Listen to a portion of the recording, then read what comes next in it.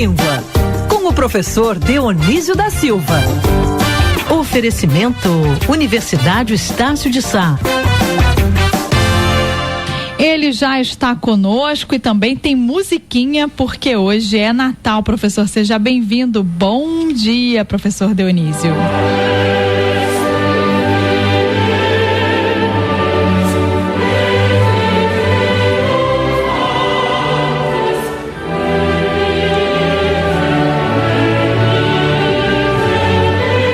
Professor? O senhor está aí? Estamos aqui. Bom dia, professor, nessa quinta-feira sonolenta.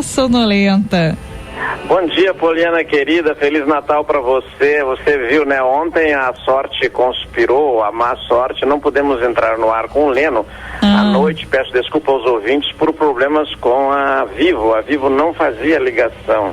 Mentira, é mesmo, professor? Ficamos fora do ar, tentamos de tudo, procurei eu estava numa igreja da Vila Mariana para a missa de Natal com a minha filha e outros familiares. Eu saí da igreja só para fazer o programa, tudo preparadinho. Não conseguimos a operação, Leno e eu, mas a internet funcionava, então ficamos tentando de tudo. Procurei um orelhão nas imediações, não havia vivo o telefone, nem viva a alma na rua. Mas foi um Natal animado, né, professor? Aqui na Band News FM, eu faço ideia, eu posso imaginar, professor. Imagino, pobre Leno. Tadinho. E hoje, professor, claro, nós vamos falar de Natal, né? O Natal em 10 pontos. Nós vamos falar de Natal, Poliana querida. O César também está aí, né? Estava ouvindo há pouco o César. O César está aqui, professor. Feliz Natal, César. Queria estar no seu lugar, viu? Ao vivo aí. Estou com inveja de você. Não tenho inveja de homem, mas hoje estou com inveja de você. Obrigado, professor. Feliz Natal para ti também, para toda a sua família. Muito obrigado, querido. Olha, o Natal, ele pode ser visto de várias formas, mas tem duas que são essenciais. Uma é aquela forma que é contemplada pelos que creem.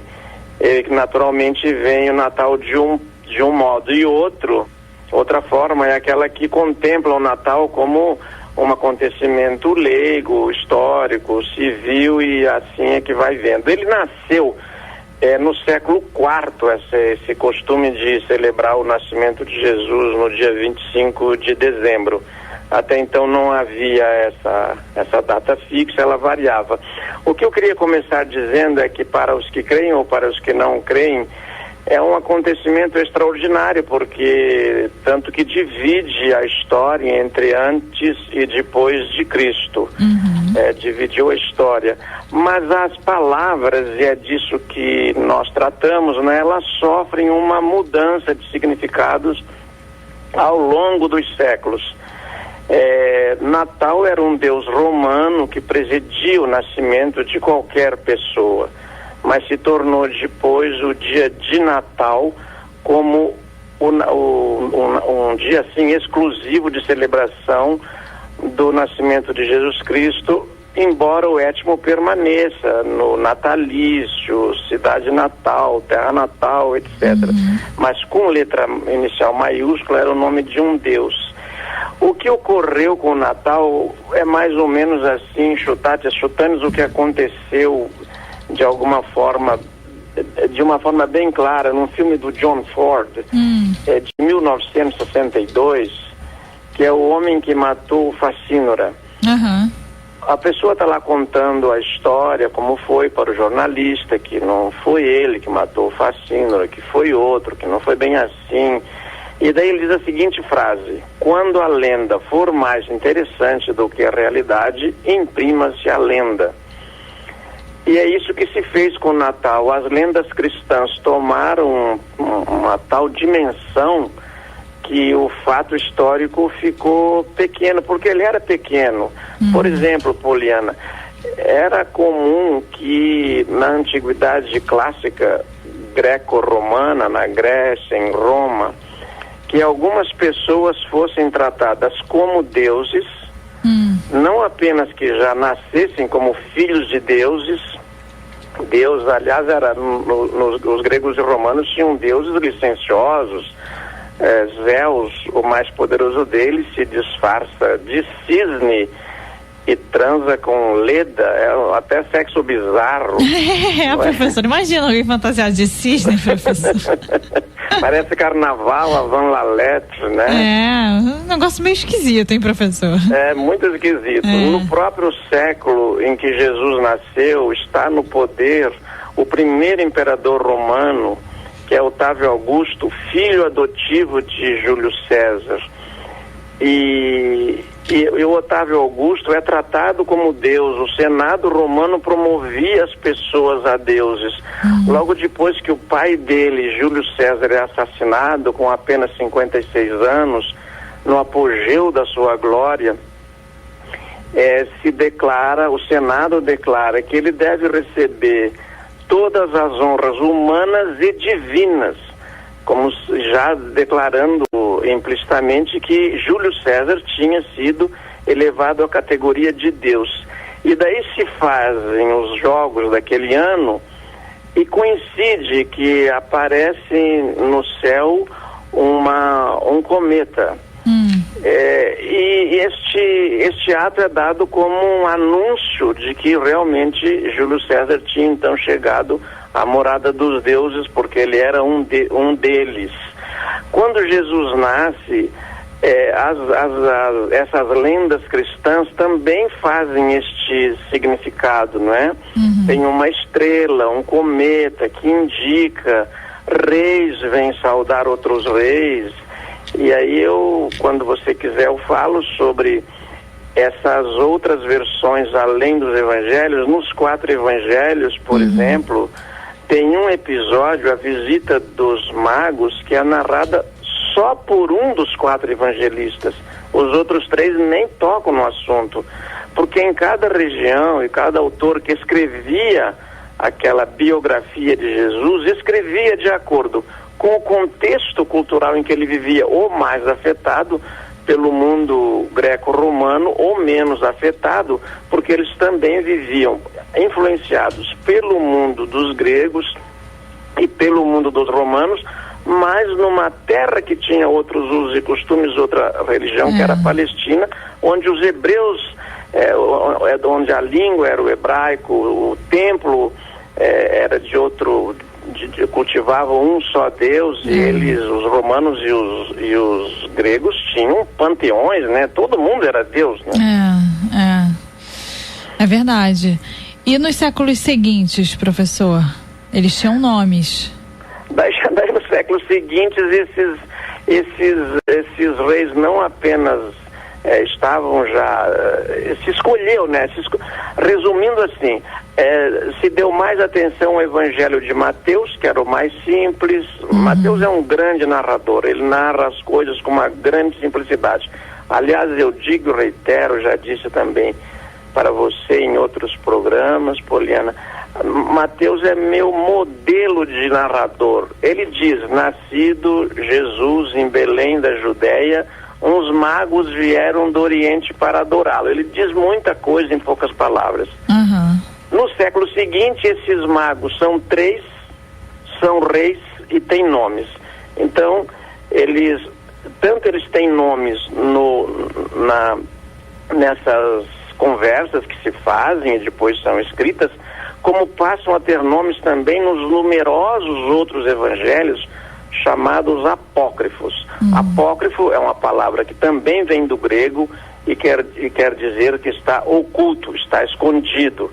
Depois a igreja transformou esse significado de apócrifo em não pode ser aceito, tem que ser aceito oficial e não apócrifo, mas quer dizer só que é oculto. E esses reis então se chamam Gaspar, Melquior e Baltazar, que são nomes que têm uma etimologia hebraica. Às vezes o Melquior é escrito também Belquior com B ou Melquior com M, mas ele vem do hebraico Melikior, que quer dizer rei da luz. O outro rei, o Baltazar, também vem do hebraico Bitsareia, que quer dizer rei dos tesouros. O outro rei, o Gaspar, que aparece também em alemão com K, mas em outras línguas com C de casa, mas no Brasil predominou o G, Gaspar, na língua portuguesa, vem de Gatashpa, que quer dizer rei branco. Com o tempo, esses reis passam a simbolizar as 3 grandes etnias da humanidade, né, ou raças, branca, preta e amarela. O fato é que no comecinho do século XII, num dos altares laterais da Catedral de Colônia, são colocados os ossos dos 3 reis magos vindos de Milão. Agora, de quem são aqueles ossos? Ninguém mais saberá, mas se quiser ir hoje lá na Alemanha, está lá o altar. Aqui estão os ossos dos 3 reis magos. Colônia, que é uma cidade alemã famosa também pelos vitrais das igrejas, né, professor? São vitrais belíssimos. São vitrais belíssimos e aquela Catedral de Colônia já inspirou muita gente, inclusive é o título de um livro do poeta Afonso Romano de Santana, a Catedral de Colônia, um poema lindo que ele escreveu quando era professor lá na Alemanha. Agora, professor, eu não sei, eu já estou antecipando um pouquinho, né, porque a gente ainda está na quinta escala, né? E a gente está falando sobre ossos da catedral, enfim. Mas eu sempre tive muita curiosidade para saber da Missa do Galo. Por que essa Missa do Galo é chamada de Missa do Galo? Porque eu já vi tantas histórias tão engraçadas, assim, que eu já fiquei perdida, eu não sei, enfim, que história que é verdade. Eu tive a mesma curiosidade que você e agradeço muito a chance de poder explicar isso aqui, porque eu ia explicar ontem à noite e não foi possível. Porque tem gente que diz que é uma tradição de países latinos, né? Por causa de um galo que teria cantado à meia-noite do dia 24, outra de origem espanhola, por causa das 12 badaladas da meia-noite, enfim, de um lavrador da província de Toledo. Mas tem alguma explicação que seja a verdadeira? Eu acho que nessas lendas cristãs a verdadeira só existe na fé, né? Porque nos usos e costumes não, cada um conta como a história lhe pareceu, mas há algumas razões para a gente considerar mais provável a seguinte: a partir do século IV, esses cultos feitos aos deuses pagãos, os romanos e os gregos, como dissemos, eram povos politeístas, todo mundo era Deus, inclusive alguns homens eram Deus. Alexandre, por exemplo, quem já viu o filme sabe disso, aparece Alexandre o Grande como filho da Olímpia com uma serpente. Quando o Felipe, marido da Olímpia, chega no quarto, ela está enrolada numa serpente, já teria transado com a serpente, que também é um símbolo fálico. Bom, mas a palavra culto, cultuar os deuses e fazer o culto, originalmente não tinha o sentido que tem hoje. O étimo é o mesmo de agricultura. Então a pessoa tinha escultura, agricultura, e fazia o culto. O culto era celebrar aquele Deus, celebrar aquela religião, era ter cuidado com os deuses, tratar com cuidado, com respeito aos deuses. Quando passam a fixar como único Deus, quando passam a fixar como único Deus do Império o Deus trazido pelos cristãos, então daí se fixa um culto referencial. Esse culto referencial é a missa, e a principal missa do ano, a mais festejada, é aquela do nascimento de Jesus, então a noite de Natal. Esta missa era realizada muito tarde, e quando as pessoas voltavam para casa, os galos já estavam cantando. Então era a missa do galo. Essas outras versões que você deu, Poliana, também estão registradas, e tem uma também muito interessante, que como o galo está presente no Evangelho só quando Pedro traz Jesus, que ele diz: antes que o galo cante, me negarás 3 vezes, e ele realmente, o galo canta, E quando Pedro nega Jesus pela terceira vez para os soldados romanos, para as autoridades romanas, daí o galo canta e ele se lembra e começa a chorar amargamente, dizem os evangelhos. Então eles tentaram redimir o galo. O galo era e passaram a vincular este galo que aparece na hora da traição com aquele galo de muitas culturas do norte, em que ele é o símbolo da vida, porque ele anuncia o alvorecer. O galo canta na madrugada quando o dia está amanhecendo, começando a amanhecer. Foi isso que formou essa mitologia toda bonita, não é? Em redor da missa do galo. É verdade, é verdade. Essa explicação, né, de que as pessoas voltavam para casa e aí o galo já estava cantando, enfim, ela parece mais próxima da realidade, né, e não de uma lenda.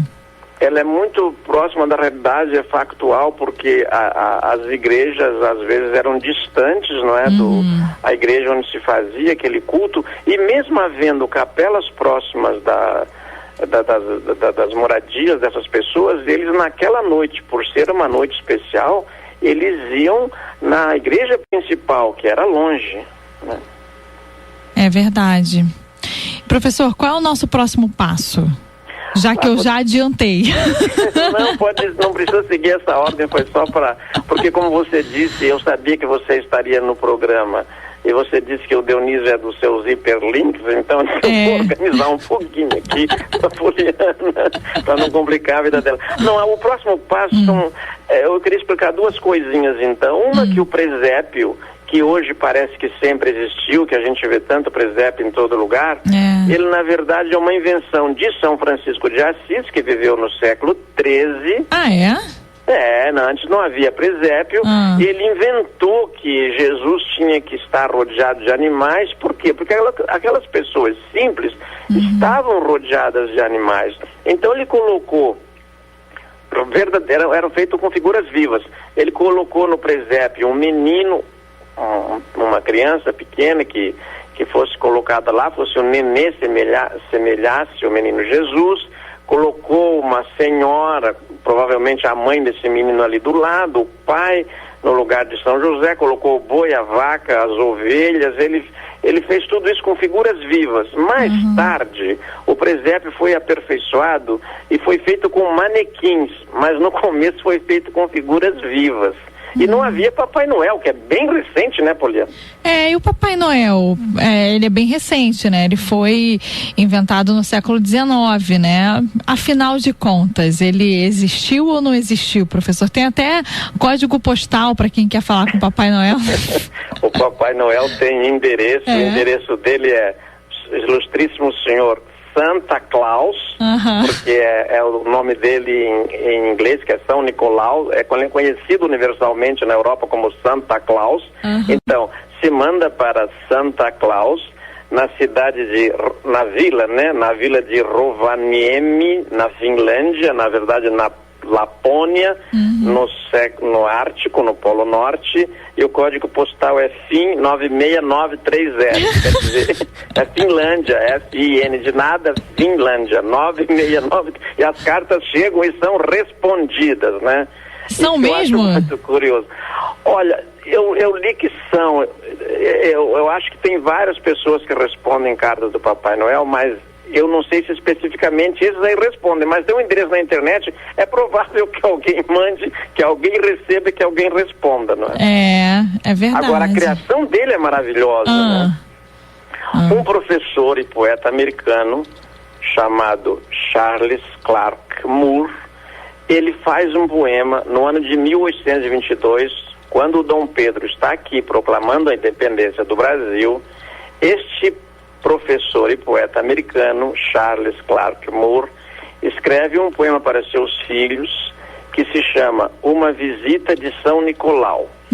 Por que ele deu esse título ao poema? Porque houve um bispo no século IV chamado Nicolau, que vivia na Turquia e que era muito bondoso e socorria muito as crianças órfãs e pobres.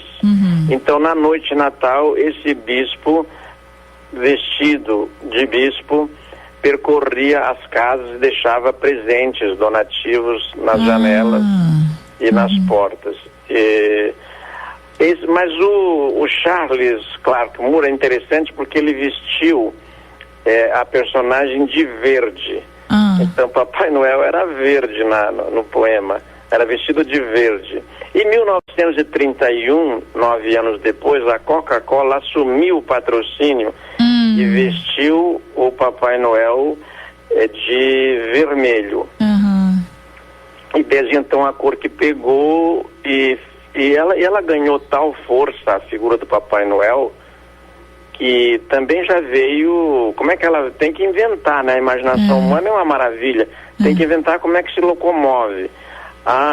Por que ele entra pelo chaminé? Porque na Lapônia eles moram, o Papai Noel morava numa casa de gelo, se entra por cima no iglu.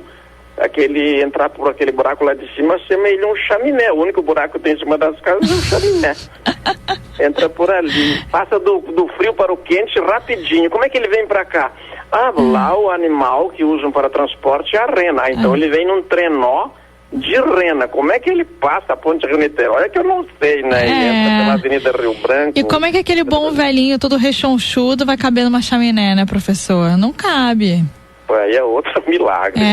Mas o senhor sabe, eu vou confessar aqui uma história de Natal, professor. Quando eu tinha uns 5 ou 6 anos, já estava dormindo, né, na noite de Natal, e já estava ansiosa para acordar no dia seguinte para ir na árvore de Natal para ver qual era o presente que eu ia ganhar do Papai Noel. E aí, não sei porquê, eu acordei durante a noite, só que eu acordei ouvindo passos de alguém andando na sala da casa onde eu morava. E eu coloquei na cabeça que era o Papai Noel. E eu comecei a sofrer, professor. Eu sofria porque eu não sabia se eu ia lá para cumprimentar o Papai Noel ou se ele ia ficar aborrecido comigo porque eu tinha encontrado ele. E aí eu passei o resto da noite sofrendo, imaginando o que eu vou fazer, eu vou conversar com ele, eu não vou falar, o que eu faço, ele vai embora, vai levar meu presente, vai ficar aborrecido. Aí eu fiquei na cama, né? Obviamente que era ou o meu pai ou minha mãe colocando o presente embaixo da árvore e eu achando que era o Papai Noel, professor. Olha, então você manteve o Papai Noel apócrifo, oculto para você e para todo mundo. Poliana, querida, queria lembrar também que o Papai Noel, apesar desse frio todo, ou talvez por causa desse frio todo, ele tem uma residência de verão no Brasil. E quem criou essa residência foram os descendentes de finlandeses. Tem uma colônia finlandesa no estado do Rio de Janeiro, em Penedo, no distrito de Itatiaia. E lá é a residência de verão do Papai Noel. Eu já vi o Papai Noel vestido em trajes de banho, né, com óculos escuros, debaixo de uma barraca para evitar o sol, né, professor, passando protetor solar e tudo, eu já vi. Mas continua solteiro e não envelhece e nem fica jovem, não acontece nada. Olha, desde 1931, quando ele assume essas coisas, essa aparência toda, já faz bastante tempo, né? Mas ainda que não está muito velhinho, né? 80 e poucos, né? Vocês falaram sobre a residência do Papai Noel lá em Penedo. Eu joguei aqui até no Google, tem até um hotel, né, do Papai Noel, a cidade toda fantasiada, né, toda com, enfim, enfeites de Natal e tal. E eles são famosos também pela produção de chocolate, né, professor? A cidade de Penedo. Olha, eu acho, César, que essa residência do Papai Noel lá na Finlândia, não, em Penedo, né? Na Finlândia brasileira? Essa residência de verão, né, é muito interessante porque é um indicativo dessa maravilhosa cultura brasileira. A cultura brasileira, ela é essa mistura toda, né? Indígena, africana, europeia. Veja, a gente faz como Mário de Andrade queria, a gente canibaliza tudo, né? Tudo entra de um modo e sai de outro. O Papai Noel chega aqui, mas ele vem do frio, ele vem com rena, entra pelo chaminé. Não, ele tem uma residência de verão, anda de calção de banho e vai lá nessa colônia finlandesa. Então os finlandeses, parabéns para eles, souberam pegar o mito, né? E fazer uma coisa assim cultural, turística, bem interessante. É verdade. Professor Dionísio, então vou encerrar com a nossa musiquinha de Natal, mas já desejando que o seu dia seja maravilhoso, super iluminado. Recebi aqui algumas perguntas de ouvintes que depois eu vou encaminhar para o senhor para a gente responder ao longo aí das semanas, viu, professor? Mais uma vez, obrigada pela gentileza de conversar com a gente nesse feriado de Natal. Um Feliz Natal para o senhor e para sua família. Muito obrigado, Poliana querida. Feliz Natal para você também, para seus familiares, para o César e seus familiares. Seja bem-vindo, César. A primeira vez que nós fazemos o programa juntos, não é? Pois é, professor. Tomara que venham outras, né, oportunidades. Muito bom conversar contigo. Muito obrigado, é mútuo. E que vocês tenham todos um Feliz Natal. Muito obrigado e até de repente, né, Poliana? É verdade. Na segunda-feira eu tô de volta no Jornal Band News de terceira edição, professor. A gente se fala até segunda. Tchau, tchau. Um beijo.